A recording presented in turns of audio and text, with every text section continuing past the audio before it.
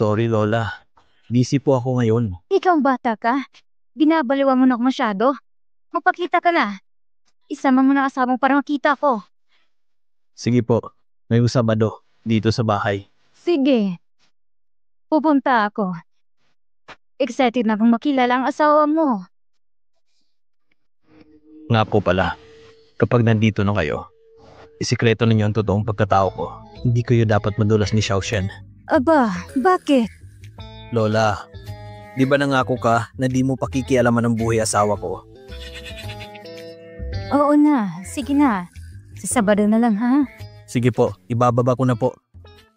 Bye. Lola, matanda na si kuya. Hayaan mo na lang siya. Ay, ang kapatid mo. Dati pa, iwas na siya sa mga babae. Ngayon ay kasal na siya. Hanggat mabayad yung napapangasawa niya, masaya na ako. Lola, huwag kang mag-alala. Sigurado akong mabait ang hipag ko. Kapag nandun na tayo, huwag mong ilaglag ang kuya mo ha, tandaan mo. Okay po, Lola. Anong sinasabi niya? Ilang araw na tayong kasal.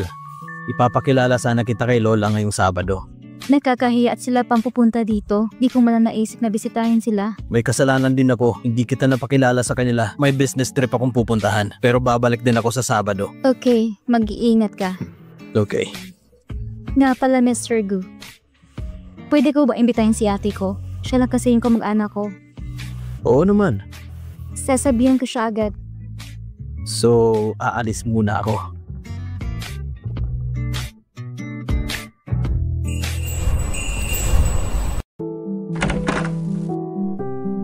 Kuya. Halika. Ate, binilan ko si Yang ng mga laruan. Hala, Wewe, nag-abala ka pa talaga. Yung mga laruan na dinala mo nun, hindi pa na nabubuksan. Si Yang. Nasa school pa. Nag-aaral. Mabuti na ngayon nag-aaral yung bata. Kaysa sa nandito sa bahay, naglalaro lang. Nga pala ate, ang pamilya ni Mr. Gu ay bibisita sa bahay ngayong Sabado. Pumunta din kayo ni kuya. Wewe, malaki na itulong sa akin ng bayo ko. Pupunta ako. Pero yung kuya mo, busy ata siya sa trabaho. Sino nagsabing busy ako? Inimbitahan tayo ni Wewe ng personal, kaya pupunta ako. Gusto ko din makilala kung sino ang pumulot sa'yo. Huwag kang mag-alala. Kami ni ate mo ay nakasuporta sa'yo. Isa pa, pamilya tayo. May gagawin pa pala ako. Mauna na ako sa inyo. Kilala mo naman yung kuya mo. Mahilig magsabi ng kung ano-ano. Huwag mo na lang siyang pansinin. Wewe, kami ng kuya mo ay pamilya mo. Siyempre, suportado ka namin. Mauuna na din ako. Sa Sabado na lang.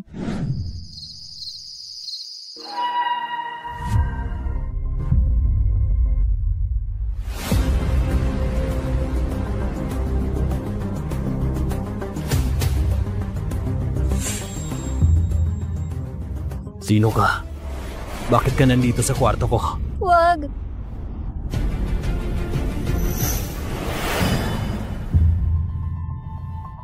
Napanaginipan ko na naman yun.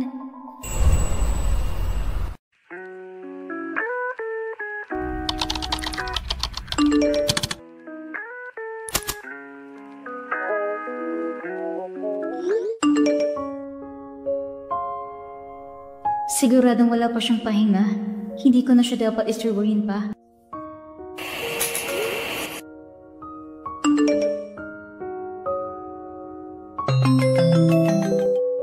Mr. Gu, Binangungot ka? Ayos ka lang? gumising akong umiiyak. Pero hindi ko na maalala yung panaginip ko. Hindi mo maalala pero takot ka pa rin. Kung ganon, hindi ko papatayin ang tawag hanggang sa makatulog ka. Para naman akong nasa palabas nito. Alam kong busy si Mr. Gu, kaya hindi na kita isturbuhin pa. Pero ako ang asawa mo. Pwede mo kong istorbohin. Gusto mo bang sa iba na lang? Oo na. Pero nag-alala din ako kasi wala ka pang pahinga. Marinig ko lang ang boses mo. At okay na ako ulit. Kung ganon, magpahinga ka na ulit. Sabado na bukas. Uuwi ako agad. Good night, Mr. Gu. Simula ngayon, tawagin mo na lang akong Xiaocheng. Kapag Mr. Gu kasi para akong nakikipag-usap sa customer. Mr. Gu. Xiaocheng. Ganyan. Bye. Bakit nga ba hindi ko napansin noon na magaling mambola si Mr. Gu? Sa wakas tapos na. Weiwei! Ate! Weiwei, masaya ako at okay ang buhay mo dito. Hello, Xiaosheng. Malapit ka na ba? Pasensya ka na, Weiwei. Delayed ang flight ko. Baka malate ako ng uwi. Okay lang yon. Nga pala, nana ko na ang lahat. Si Lola at ang kapatid mo ay nandito na din mamaya. Mag-iingat ka pa uwi. Magkita na lang tayo mamaya. Okay, salamat. Nandyan na ako mamaya. Anong problema? May gagawin pa ba si Bayo sa trabaho niya? Gano'n na nga. May gagawin pa siya. Hindi siya makakauwi agad-agad. Kung gano'n na lang kabisi ang bayaw ko, malamang sa malamang ay kumikita siya ng mga milyones. Tama ba ako? Hindi. Si Xiaosheng ay ordinaryong manggagawa lang. Pero kahit ganun, busy pa rin siya. Kaya di siya makakauwi agad.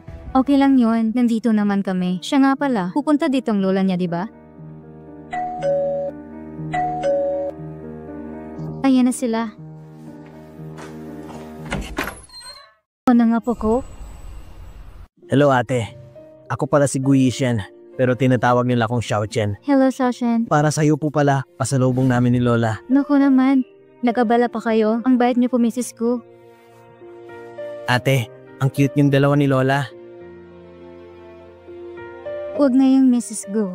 Lola na lang itawag mo sa akin. Opo, ate ko po pala. Hello po, Mrs. Gu. Ako po pala si Jiangleng. Ito pala ang asawa ko. Lola, ako pala ang bayaw ni Weiwei. Pinagkatiwala namin si Weiwei sa pamilya ninyo. Sana ay alagaan niyo siya ng mabuti. Mabait na babae si Jiangwei. Sa tingin ko ay kahit saan siya makarating, may mag-aalaga pa rin sa kanya. Tama po kayo dyan. Lola, tumawa pa po pala si Xiaosheng. Sabi niya, madidelay yung flight niya. Kaya huwag na daw tayo maghintay sa kanya. Kumain na po tayo. Oh, ikinalulugod ko na mapagsilbihan mo. Lola, sa taas po tayo. Halika na po. Wow, ang bango. Napakaswerte naman ni Kuya. Tikman natin ang luto ni Weiwei.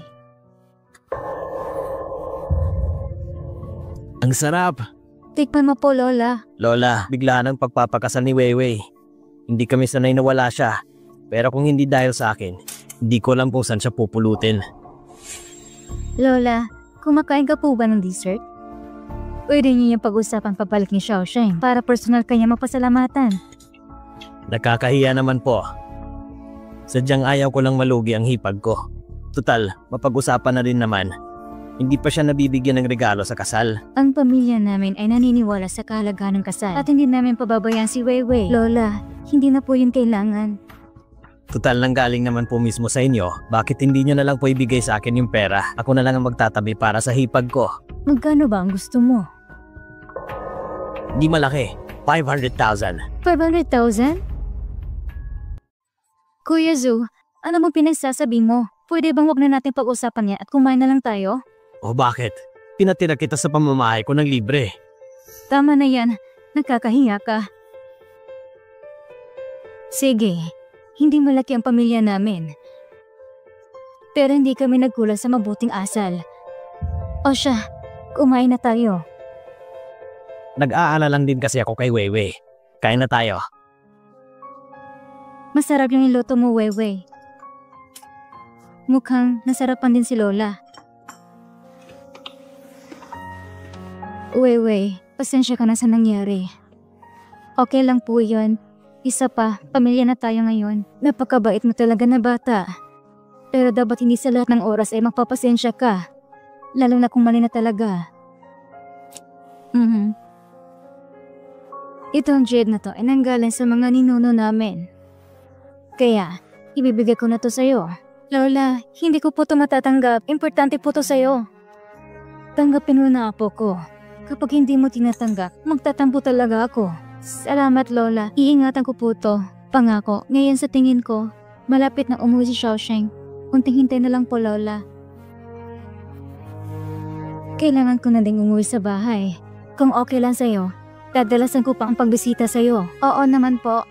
Sa susunod, magbalik tayong dalawa. Mahilig din sa halaman at bulaklak si Lola ate. Sigurado akong magkakasundo talaga kayo. Mag-ingat po kayo sa daan. Mag-iingat po kayo, Lola. Salamat. Salamat.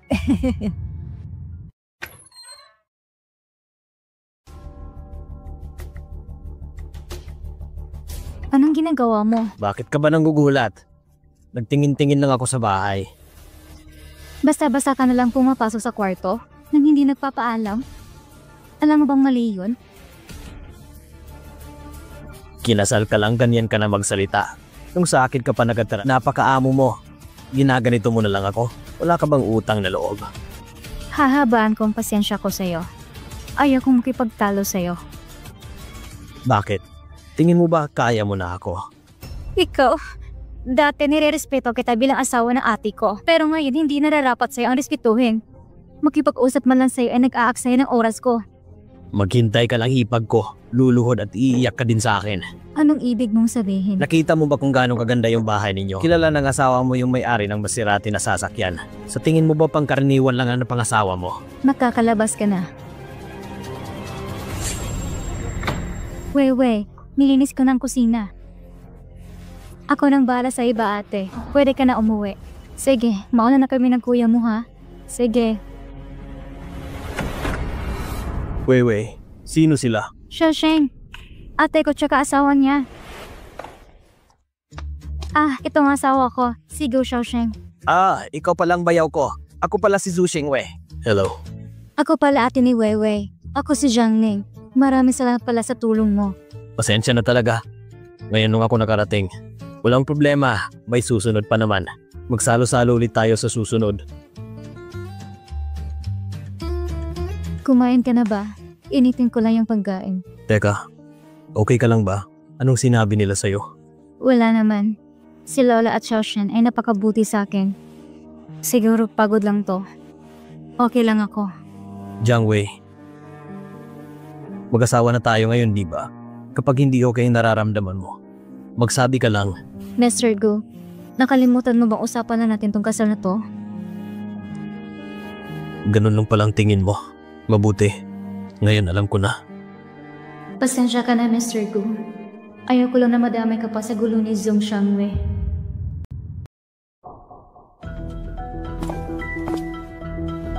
Nasaan na? Ito, magbayad ka muna.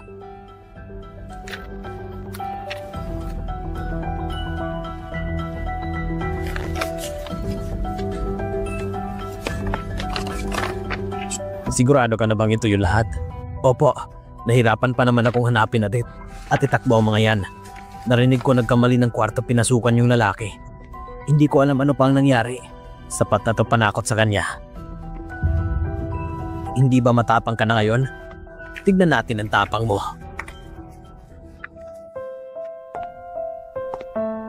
Weiwei, nakakagulat ka naman. Kanina pa patulala. Nag-alala ko sa'yo. Ano bang nangyayari sa'yo nitong nakaraan? Bakit para aligaga ka? Nag-away ba kayo ng asawa mo? Anong pinagsasabi mo? Hindi ko alam anong problema sa akin. Kunin mo na lang ako ng tubig. Sama na lang kaya kita sa ospital. Napaka-OA mo, wala lang to. Magpahinga ka na lang muna. Kapag may customer dito, ako munang bahala.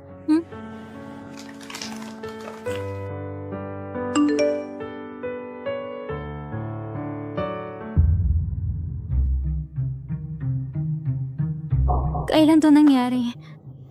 Bakit hindi ko alam? Hoy, Wewe! Saan ka pupunta? Lalabas muna ako.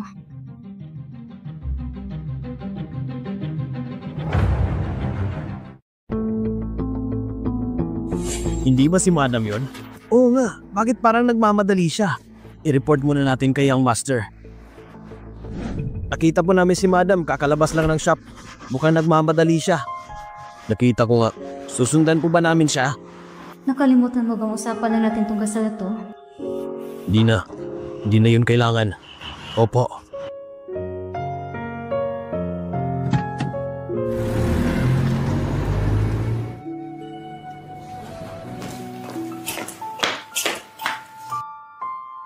Saan mo nakuha to? Ang dapat mong isipin ay, paano mo mabubura ang mga litrato na yan? Kuya Zhu, hindi ka ba natatakot na baka madama si ate at anak mo sa mga kalukuhan mo? Wala silang kinalaman dito At alam mo na yan. Isa pa, huwag mong bagitin sa akin ng babaeng yon. Hindi mo ba alam, nandidiri ako sa kanya. Ano ba talagang gusto mo? Alam mo na siguro. Gusto mo ng 500,000? Puro pera na lang bang nasa utak mo? Ganun na nga. Kalimutan mo na yon. Hindi mo pwedeng sabihin yan. Paano yung perang ginastos ko sa pagpapatira at pagpapakain sa'yo? Kailangan mo bayaran, plus interest. Sa loob na ilang taon na tumira ako sa bahay ninyo ni ate, nakita ko kung paano mo kami tratuin kaysa yung mga babae kami. Sabihin na natin hindi kay Mr. Gon pera at galing yun sa ipon ko. Hindi ka makakuha sa akin kahit isentimo. Teka.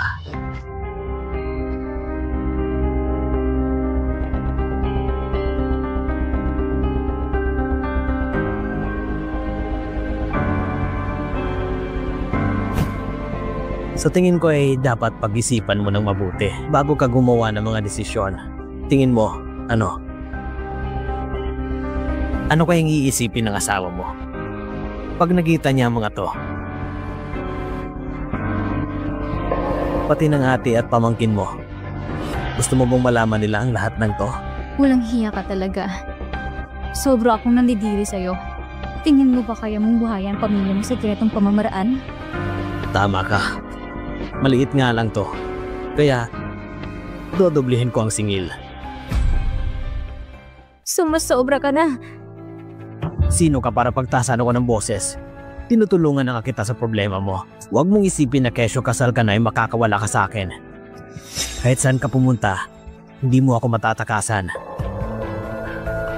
Ngayon, alam mo na ang kaya kong gawin. Mayabang ka pa dati. O kundi, baka gusto mo makipaglaro sa akin. Hanggang sa magsawa ako sa'yo. Kalimutan mo tong lahat. Maghihintay ako ang ibibigay mo sa akin ng bayad. At buburahin ko yung lahat. Pag-isipan mo ng mabuti. Malaki ang isinakripisyo ng ate mo sa'yo. At ang ate mo ay inosente at matatakotin. Kaya, kaya ba ng konsensya mong malaman niyang pukpok ang kanyang kapatid? Bakit nandito asawa mo? Shang. Ikaw pala yan, bayaw. Anong ibig mong sabihin? Magpaliwanag ka. Shang. Hindi ikaw ang kinakausap ko. Magsalita ka.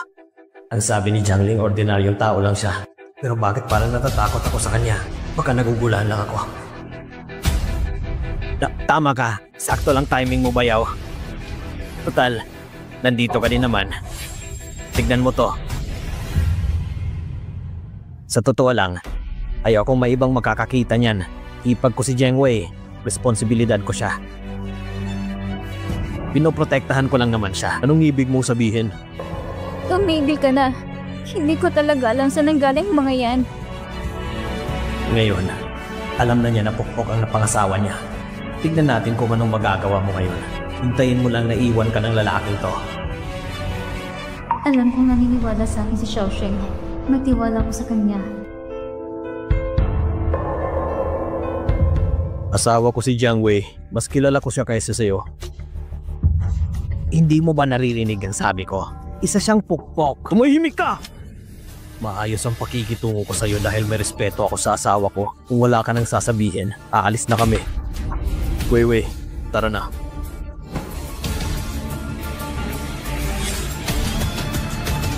Wei.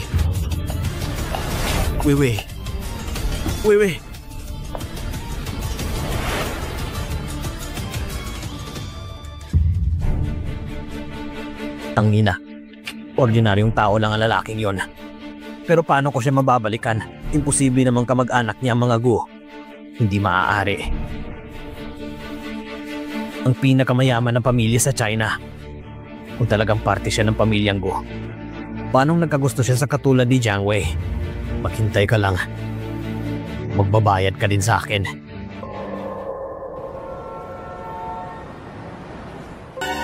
Hello. May papaimbestigahan ako. Zhang Xiangwei, Naniniwala ako sa iyo. Alam kong nagsasabi bakit ang bait mo sa akin? kasi Kasi ikaw ang asawa ko. Kung hindi ako maniniwala sa'yo, sino na lang ang maniniwala sa'yo, di ba? Pero dahil sa akin nadadamay ka. Okay lang. Huwag mo nang isipin ang mga bagay na yan. Kailangan mong pahinga. Okay?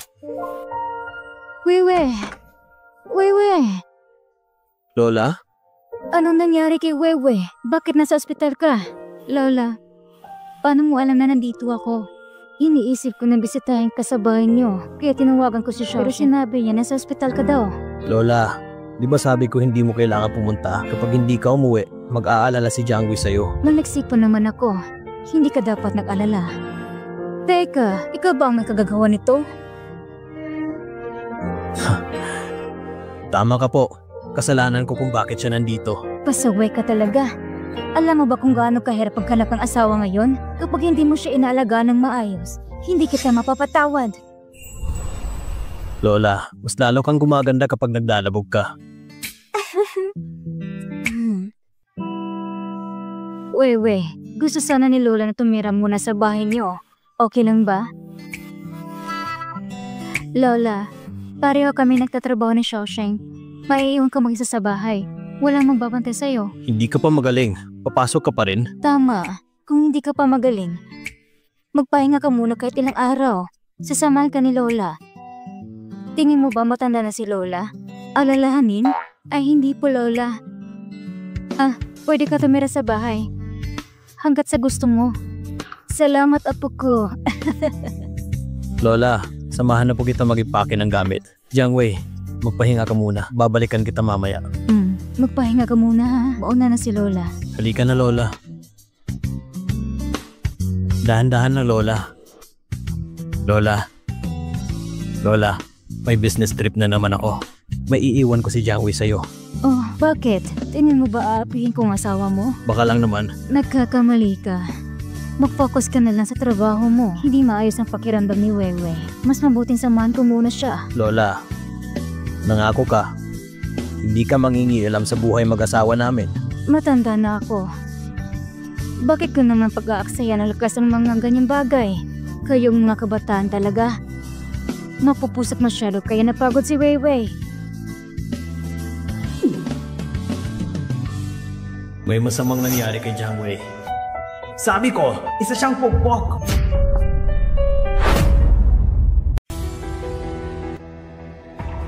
Mr. Gu, ito na po ang kailangan mo. Napag-alaman namin na si Su Xiangwei ay may iligal na pinagkukunan ng pera. Marahil ay konektado yan sa taong naglabas ng mga larawan. Pero magaling magtago ang taong yon. Hindi pa namin siya nahahanap. Pero napag-alaman din namin na anong lalaban nyo? Na nandun din si Madam sa buong gabi. 4 na taon na nakalipas. Hinanap siya ng ate niya buong gabi. Kinabukasan nakauwi din siya. Pero mukhang nakalimutan niya din. Tumigil ka na. Hindi ko talaga alam kung saan nanggaling ang mga yan. Ano ang susunod na gagawin natin? Magutos ka ng tao na magbabantay kay Su Xiangwei. Tingnan natin kung magkikita sila ulit ng taong yun. Tsaka, dapat wala makakaalam nito. Opo.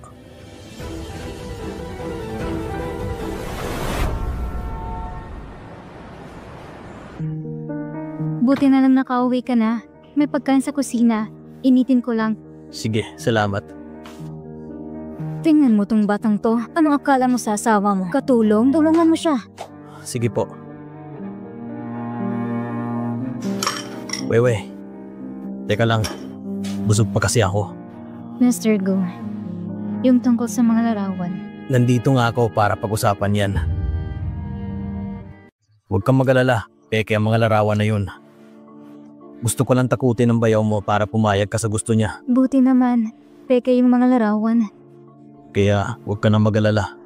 Anong klaseng tao si Su Xiangwei? High school pa lang kami. Magkakilala na si ate at si kuya. Sa panahong yun, nangako siyang aalagaan niya si ate. Pumayag din siyang isama ko ng ate. Nanganak si ate kay Yang Yang. Nang panahong na yun, sobrang saya namin. Pero nagbagong pakikitungo niya sa amin. Binaliwala namin yun. May hindi ka ba sinabi sa ate mo? Simula nung nagkaanak sila ni ate, mas lalong nagkapante si kuya. Minsan ay inaapi niya ako. Pero ayaw niya hiwalayan si ate. Dahil ayaw lumaki si Yang Yang nang walang ama. Abagago pala si Su Xiangwei. Ano bang magagawa ko? Madami nang sinasakripisyo si ate para sa akin. Pero ang gusto niya lang, magkaroon ng maayos na pamilya. Wala namang masama nangyari sa akin.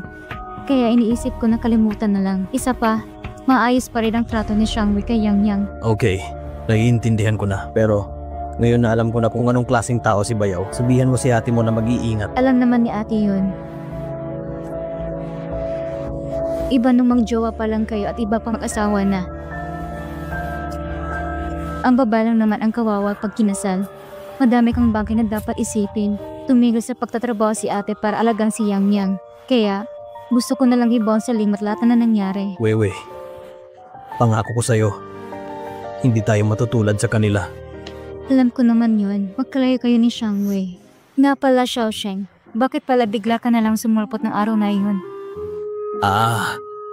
Nagkataon lang na may kamiting din ako doon. Tapos nakita ko kayong dalawa. Kung hindi ako mismo yung nakakita, hindi ko iisipin na inaapi ka niya. Pasensya ka na, Xiaosheng. Nasanay kasi ako na ako lang. Kaya di ako sanay humingi ng tulong sa iba. Jiang Wei, ilang beses ko nang sinabi sa'yo, ngayong mag-asawa na tayo. Kapag hindi ka okay, magsabi ka lang sa akin. Xiaosheng, salamat. Kung gusto mo talaga akong pasalamatan, may papagawa ako sa'yo. Hanggat kaya kong gawin, gagawin ko. Hindi ako tatanggi. Tabit. Ay, kung ganun, bakit naman napaka-formal mo sa amin? Lola, ano po kasi? Wewe, si Lola na magsasabi sa'yo. Habuan mo pang pasensya mo. Lalo na sa apo kung si Xiaosheng. Huwag mong alalahanin ang lagi niya nakabusamot ng mukha. Nakikita kong iba siya sa'yo. Dahil sa'yo, unti-unting lumalamot ang puso niya. Alam kong sa Bennett kayo unang nagkakakilala, hindi magkakilala ng lubusan. Normal lang bilang babae ang mag-alala.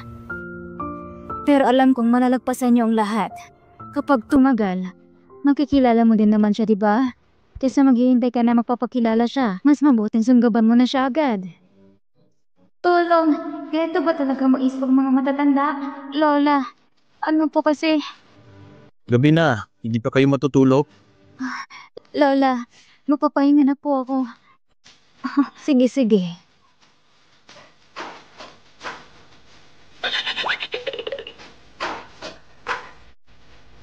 Napagod ka ba? Good night, Lola.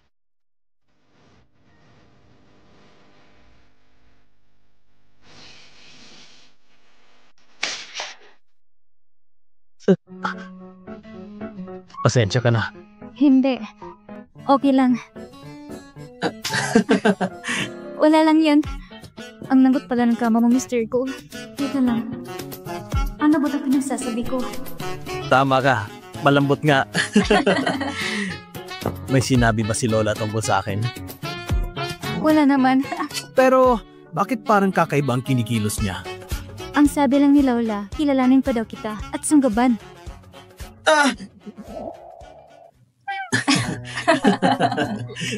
Ganun talaga sinabi ni Lola. Hindi ka naman natatakot, di ba? Hindi naman. Bata pa ako, kasama ko na si ate. Ngayon naman kasama ko si Lola. Masarap sa pakiramdam na may nag-aalaga sa'yo. Kung okay lang sa'yo, ang pamilya ko, ay pamilya mo na din. Oo nga pala. Kailangan mo na magpahinga. May trabaho din akong tatapusin.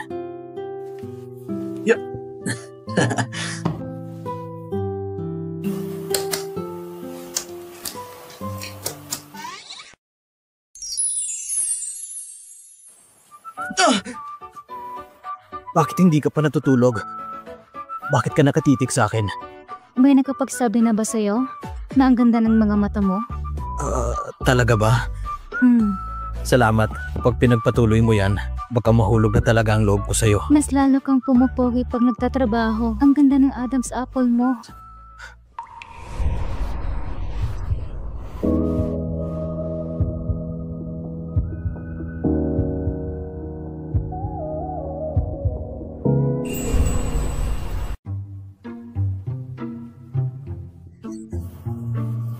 Gumagabi na.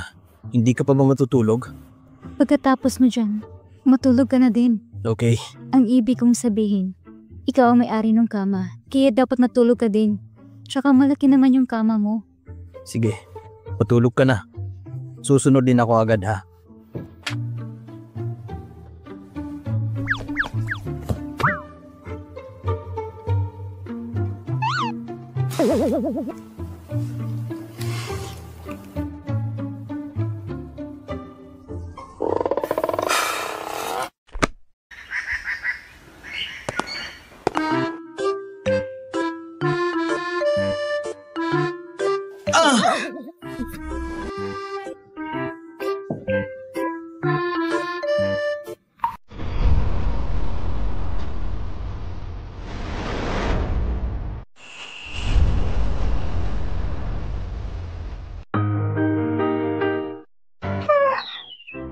Pasensya ka na.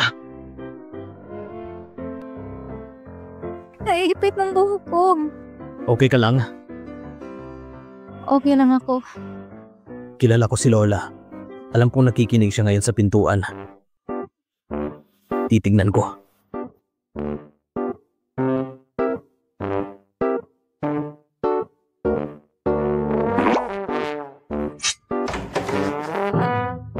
Lola, Uy, apo ko, ang aga mo ata nagising. pero mas maaga ka pa rin, Lola. Gumising ng maaga para healthy ba? Sige, mag-exercise ka na. Mag-exercise na ako.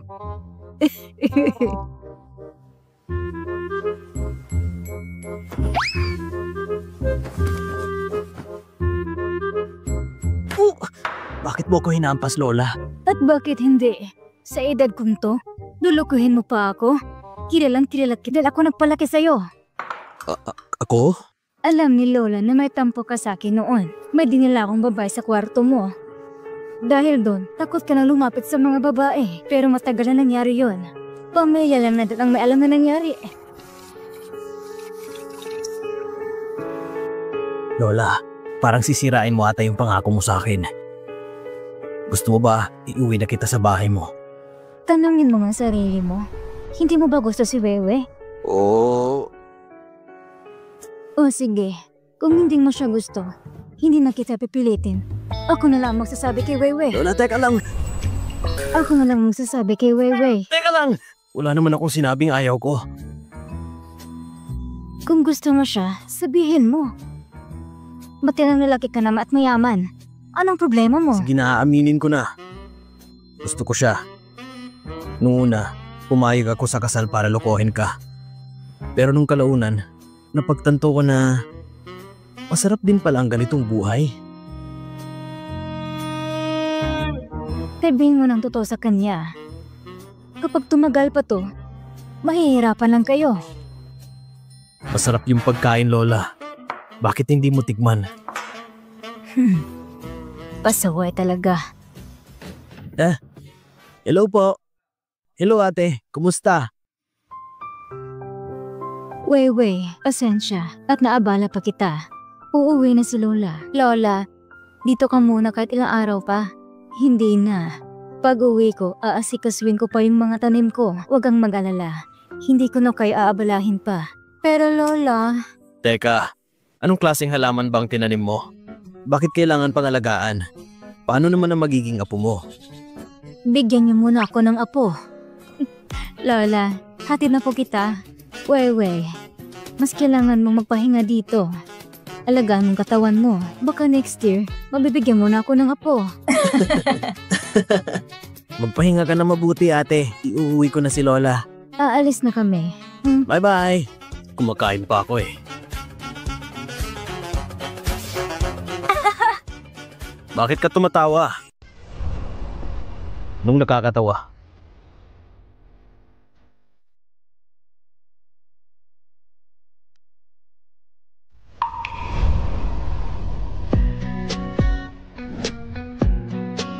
Anong ginagawa mo? Gusto kita. Ano? Hindi ko narinig. Pakilakasan? Sabi ko, magtatrabaho na ako.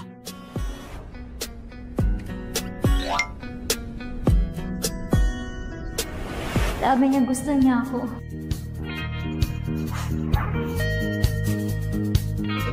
Hello po. Malinis na po si Rongrong. Kailan niya po siya susunduin? 8 PM po ba? Okay. Sige po. Bye. Hello. Wei, bakit ka nandito? Magaling ka na ba? Alam mo, isang pahinga pa. Magiging lumot na ako. Basta mag-iingat ka. Sobrang busy ko nang wala ka dito. Salamat. Excuse me.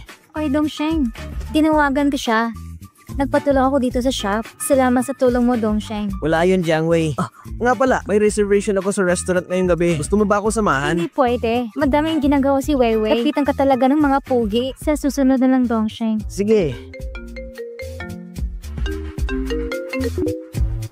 Hello, Xiaosheng. Oo, nasa shop ako. Weiwei, napaka-clingy naman ng asawa mo. Sandali ka pa lang dito pero hinahanap ka na agad.